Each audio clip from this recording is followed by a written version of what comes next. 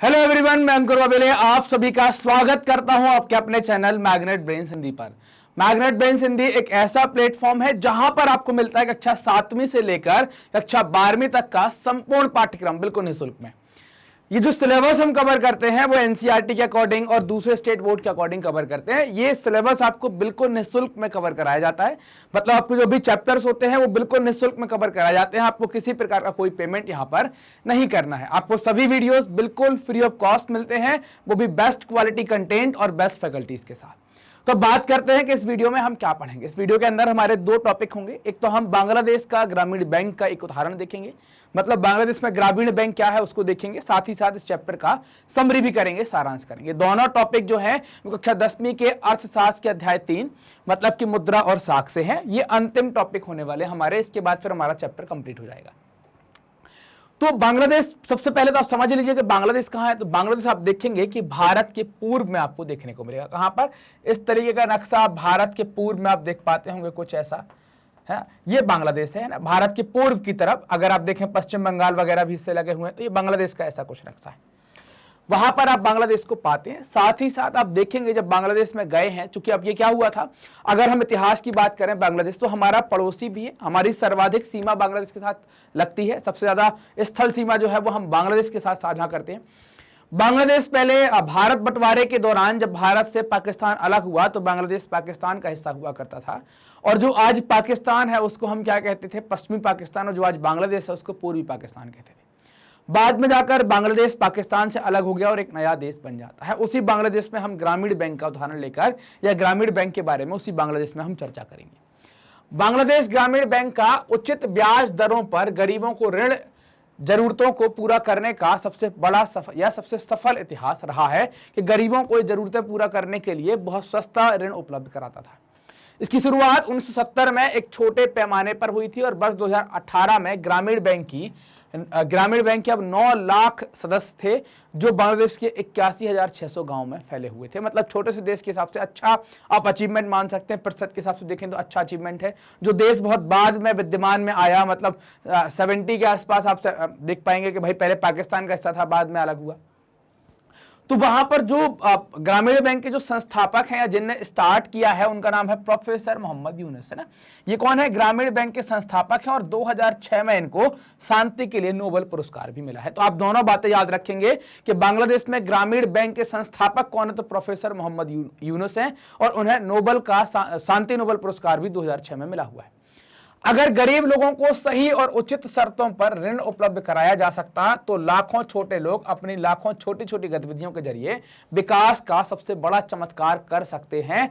ये वक्तव्य थे, ये सेंटेंस बोला था प्रोफेसर मोहम्मद यूनुस के द्वारा, और उनने ही फिर यही, चूंकि उनके दिमाग में ये बात चल रही थी तो इसी बात को रखते हुए उन्होंने क्या किया, वहां पर ग्रामीण बैंक खोलना स्टार्ट किया ताकि छोटे छोटे लोग अपनी छोटी छोटी गतिविधियों से बड़ा चमत्कार कर सके। क्या हुआ? ग्रामीण बैंक खुला, तो ग्रामीण बैंक से क्या हुआ, तो इससे ऋण लेना आसान हो गया, और इसमें ऋण कौन लेने लगी? ज्यादातर महिलाएं लेने लगी। दुनिया में, पूरी दुनिया में अगर हम बात करें तो 2 ही जाति के लोग हैं, और एक जाति है पुरुष और एक जाति है महिला। पुरुष जो है अगर आप बात करते तो समाज में उसका वर्चस्व थोड़ा सा ज्यादा है, महिला का थोड़ा सा कम है। हमने कई बार ये बात करी हुई है। महिलाओं की स्थिति में अगर हम देखें तो उनको पुरुष की तुलना में, अगर वो गरीब महिला भी पकड़ें और अगर हम सबसे बड़े राजा के यहां भी जाएं तो आप देखेंगे कि जब भी खाने में कोई कमी आती है तो हम ये नहीं करते अधिकांश लोगों में कि चुपचाप खा लें। कुछ लोग कमी ना कमी निकाल के अपने घर की महिला को कुछ बनाना नहीं आता ऐसा, या राजा की हो या भिखारी की हो, कोई भी घर की महिला हो, उनके साथ समस्या हो जाती है। ऐसी महिलाएं चूंकि स्वावलंबी, या हम ये कहें कि आत्मनिर्भर नहीं हो पाती, चूंकि इनकी डिपेंडेंसी रहती है घर परिवार के ऊपर। घर परिवार देखना है, और कमाता आदमी है या कमाता पुरुष है वो कमा कर लाता है तो घर परिवार चलता है। तो इन महिलाओं को आत्मनिर्भर बनाने के लिए, इन महिलाओं को स्वावलंबी बनाने के लिए, ताकि क्या हो सके कि लोग भी कुछ कर सकें, ये भी ऐसी चीजों से निकलें और पुरुषों के साथ कंधे से कंधा मिलाकर देश की तरक्की में हाथ बटा सकें। तो इससे ऋण लेने वाली जो ज्यादातर कौन हो गई, वो महिलाएं हो गई। क्या हो गया? महिलाएं, चूंकि हमने देखा कि समाज में अगर हम जाति व्यवस्था को छोड़ देते हैं तो समाज में महिला वर्ग जो है वो चाहे अमीर आदमी से ले चाहे गरीब आदमी तक, सबकी उसकी परेशानी कुछ ना कुछ रही है, जिनका संबंध समाज के गरीब तबके से था। यहां पर जो महिलाएं ऋण ले रही हैं वो गरीब तबके की महिलाएं ऋण ले रही हैं। इन कर्जदारों ने दिखा दिया कि ना केवल गरीब महिलाएं भरोसेमंद कर्जदार हैं, है ना, जो कर्जदार हुए टोटल कर्ज लेने वाले, तो उनमें ये पता चला कि जो गरीब महिलाएं हैं वो भरोसेमंद भी हैं, बल्कि विभिन्न तरह से छोटी आय वाली गतिविधियों को सफलतापूर्वक शुरू करने और चला सकने में भी सक्षम है।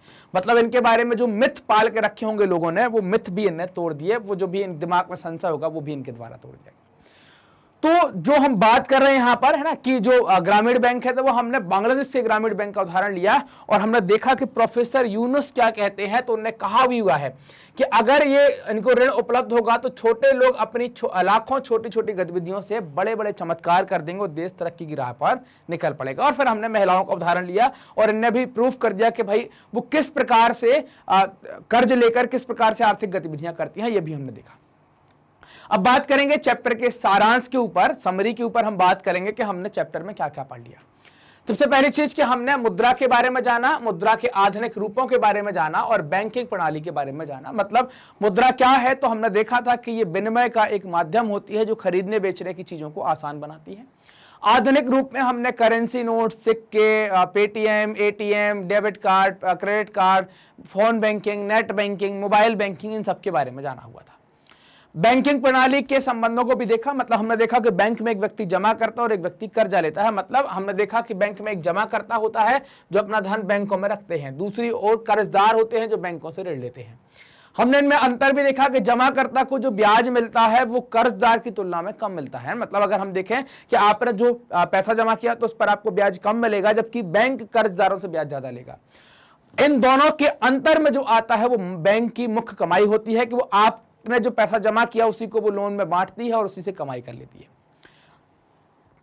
आर्थिक गतिविधियों के लिए हमने ऋण की जरूरत को भी समझा था कि ऋण से कैसे आप अपनी तरक्की कर सकते हैं। साथ ही साथ हमने यह भी जाना था कि ऋण के क्या सकारात्मक प्रभाव हो सकते हैं और ऋण के क्या नकारात्मक प्रभाव हो सकते हैं। सकारात्मक प्रभाव, नकारात्मक प्रभाव का मतलब क्या है कि अगर आपने ऋण किन परिस्थितियों में लिया है तो वो क्या कर सकते हैं।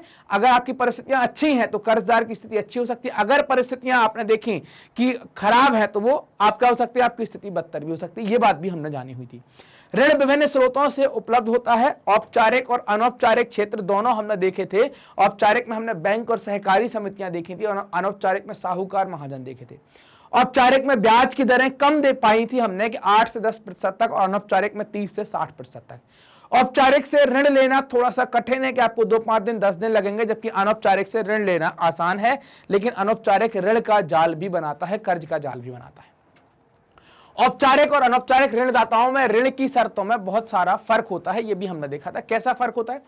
फर्क के बारे में हमने देखा था कि जब आप बैंक से कर्जा लेते हैं तो शर्तें इतनी ज्यादा नहीं होती हैं।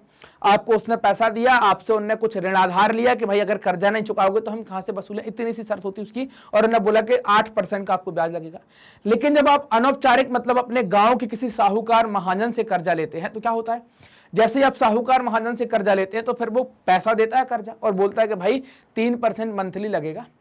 मतलब क्या हो गया, 36% साल का हो गया। साथ ही साथ बोलेगा खेत की कटाई में भी आ जाना, 150 रुपए दे पाएंगे, 300 नहीं। अगर तुम तैयार नहीं होगे तो फिर क्या होगा, गड़बड़ हो जाएंगी चीजें। तो यहां पर ये अनौपचारिक ऋणदाता जो है उनमें उनकी शर्तों में भी हमने अंतर देख लिया। क्लियर बात?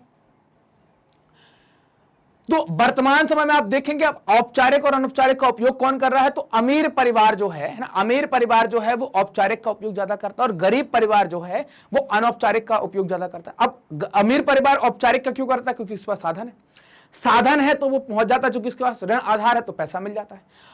गरीब के पास कोई ऋण आधार नहीं है तो पहुंच नहीं पाता। इस कारण से हमने देखा कि स्वयं सहायता समूह भी हमने देखे कि ताकि वो गरीब को वो अपना काम करे, अपनी बचत से कुछ इकट्ठा करे, बाद में बैंक से कर्ज भी मिल जाएगा उनको बिना ऋण आधार के। यह अनिवार्य है कि औपचारिक क्षेत्र के कुल ऋणों में वृद्धि हो। औपचारिक क्षेत्र में वृद्धि होने का मतलब क्या है कि आप साहूकार और जो जमींदार और महाजन हैं इनके जाल से निकल रहे हैं। मतलब उनका कर्जा घटेगा तभी तो औपचारिक क्षेत्र में कर्जा बढ़ेगा, ताकि महंगे अनौपचारिक ऋण पर से हमारी क्या हो, निर्भरता कम हो सके, घटे। साथ ही बैंकों और सहकारी समितियों इत्यादियों से गरीबों को मिलने वाले औपचारिक ऋण का हिस्सा बढ़ना चाहिए। इससे क्या होगा, आप देख लीजिए ना, आप उदाहरण के तौर पर देख लीजिए, 5,000 रुपए अगर आपने लिए हैं, 2 स्रोत है आपके पास, औपचारिक और अनौपचारिक। औपचारिक में आपको ब्याज दर मान लेते हैं मोटा मोटा के 10% लग रही है, और अनौपचारिक में आपको लग रही है 50%, कई बार लग जाती है ऐसी 36-40% तो नॉर्मल होता है। अब आपको अगर औपचारिक का कर्जा चुकाना है तो कितना देना पड़ेगा इस पर साल भर में, ये साल भर में कितना देना पड़ेगा, 10% लेंगे तो आपको 5,500 रुपए चुकाने पड़ेंगे। और अगर यहाँ 50% की बात करेंगे तो आपको कितना चुकाना पड़ेगा, 5,000 तो मूलधन है और 50% मतलब क्या हो गया, 2,500 ब्याज लगेगा, कितना चुकाना होगा आपका। अब आप बताइए, आपने यहां से कर्जा लिया होता तो आपको जो बचत ज्यादा हो जाती ना 2,000 रुपए की, होती कि नहीं होती, तो फिर 2,000 रुपए में आप चॉकलेट ले आते, बच्चे को अपनी कपड़े ले आते, किसी को साइकिल चाहिए वो ले आते, आपका जीवन स्तर सही होता। तो इसीलिए कहा गया है कि भाई औपचारिक में आपको जाना है, बैंक से, सहकारी समिति से, स्वयं सहायता समूह से, इनके माध्यम से पैसा लेना है। साहूकार क्या नहीं जाना कि भैया देना है 5,000 तो उसने चढ़ा दिया कलम पर, खाल खींच दी उसने, समझ रहे हैं आपके नहीं। तो ये हमने समरी के बारे में बात कर ली, साथ ही साथ हमने देख लिया बांग्लादेश का जो ग्रामीण बैंक है उनके ऊपर भी चर्चा करी। मैग्नेट ब्रेन्स अपनी हाई क्वालिटी एजुकेशन के लिए जाना जाता है। यहां पर आपको जो वीडियो मिलते हैं उनमें क्वालिटी से कोई कंप्रोमाइज नहीं होता। सभी वीडियो आपको बिल्कुल निःशुल्क उपलब्ध कराए जाते हैं, मतलब कि आपको कुछ खरीदना नहीं है, कुछ आपको कूपन लगाना नहीं है, सभी वीडियो बिल्कुल निःशुल्क है। ये वीडियो आप प्राप्त कर पाएंगे हमारे यूट्यूब चैनल पर, हमारी वेबसाइट www.magnetbrains.com पर, और हमारे एप्लीकेशन जैसे आप प्ले स्टोर से डाउनलोड कर सकते हैं। मैग्नेट ब्रेन्स बहुत सारे कोर्स ऑफर करता है, CBSE, NTSC, olympiad, CUET, IIT, NEET और कंपटीशन के भी कई सारे कोर्सेस आपको देता है, और वो भी बिल्कुल निःशुल्क में, आपको 1 रुपए का पेमेंट नहीं करना है। आप हमसे जुड़ सकते हैं यूट्यूब के माध्यम से, फेसबुक, इंस्टा, ट्विटर और टेलीग्राम के माध्यम से। सर्च करेंगे मैग्नेट ब्रेन्स तो आप हमारे साथ कनेक्ट कर सकते हैं। ये वीडियो आप देख रहे हैं मैग्नेट ब्रेन्स के Hindi channel magnet brains Hindi पर, तो चैनल को सब्सक्राइब कीजिए, वीडियो को लाइक कीजिए और दोस्तों के साथ जमकर शेयर कीजिए। कमेंट सेक्शन में जाइए, कमेंट करके आप हमें बताइए कि वीडियो आपको कैसा लग रहा है। साथ ही साथ आप डाउट भी वहां पर पूछ सकते हैं, अगर आपको कोई डाउट है तो वहां पर आप डाउट भी पूछ सकते हैं। मिलते हैं अगले वीडियो में, तब तक अपना ध्यान रखिए, ख्याल रखिए, मस्त रहिए और जरूरी बात पढ़ते जरूर रहिए। धन्यवाद।